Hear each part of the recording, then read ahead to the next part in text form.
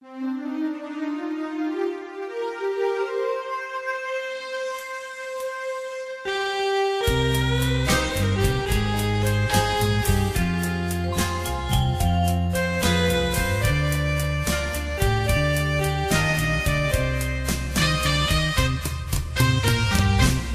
เห็นบัดเซินไอ้นี่ต้องสาวเจ็บปวดรวดลาเมื่อหูข่าวค้างว่าเขาจะแต่งงาน3 ค่ำเดือน2วันน้องแต่งมอบความแก้มแดงและผมมาจันให้ชายคนนั้นสมดังดวงใจ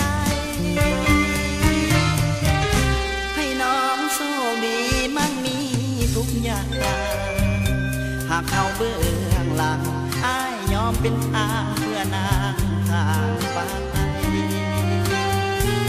บอกผิดมาคิดให้มองหมดถึงอ้ายเป็นคนผู้ป่าใสจำต้องทนไปตามวาสนางานแต่งขวัญแพงน้องคงสุขสันต์ส่วนตัวไอ้นาง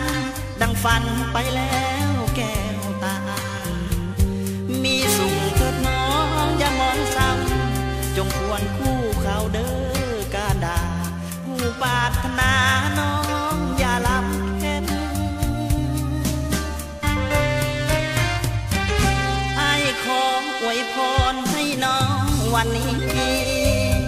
อยู่ดีสุขีชั่วหน้าตาปีเถิดนานเย็นหากแม่นคู่ของน้องนายเขาทิมเจ้าไปให้ห่างแหวนโปรดจงคิดเห็นผู้เป็นดวงใจ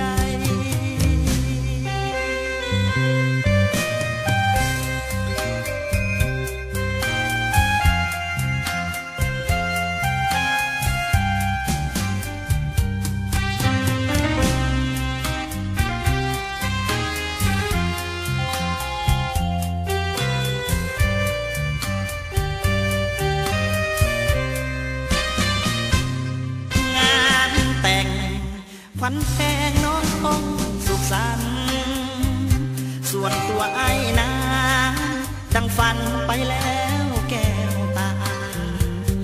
มีสุขเถิดน้องอย่ามองซ้ำจงควรคู่เขาเด้อ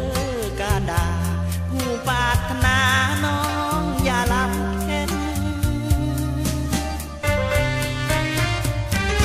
ไอ้ขออวยพรให้น้องวันนี้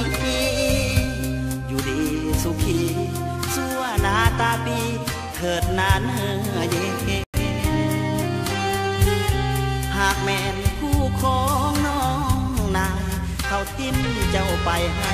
ห่างแหวนโปรดจงคิดเห็นผู้เป็นดวงใจ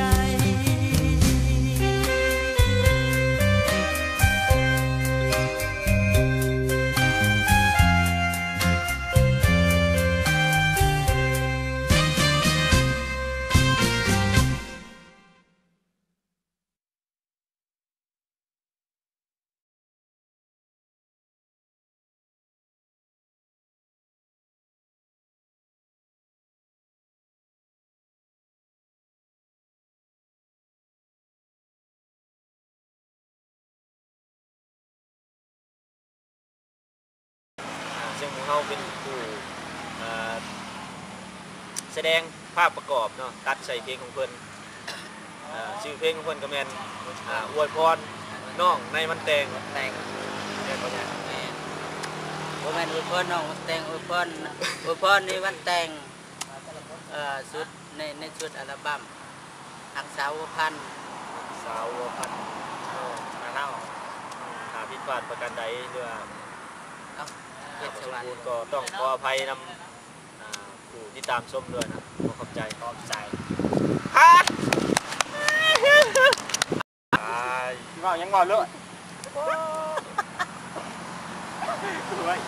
หยอกกันนะเดี๋ยวโอ้ถ้าเป็นยิกกันโอ้มาเลยเอานะหยอกกันเยี่ยมตัวก่อนเจ้า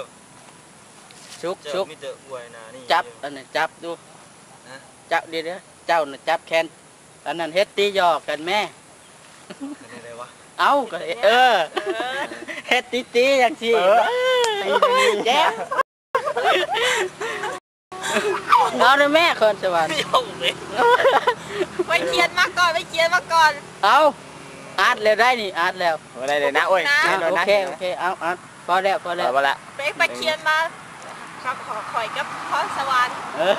เขียนแล้ว เอามาทำ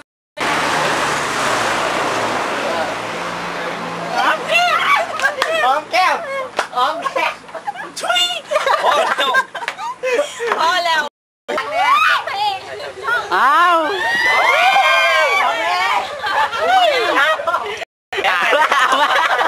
เร็วนั่นบันทึกเร็วนั่นบันทึกเจ้า เอาไหมไอคอนจุคอนชวันมาอยู่พุ่นแม่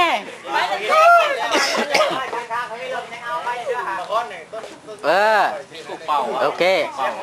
ไอคอนไอ้ก้อนเนี่ยเอาอีกมีคนมาหาเจ้าสากเดียวดิ ยางลงมาหยุดยางคือซ้อมให้เสาเด้อ มาได้เลย เอาซ่องมาให้สิซ่องไปไหนจับมาด้วยแม่ยืนให้เอา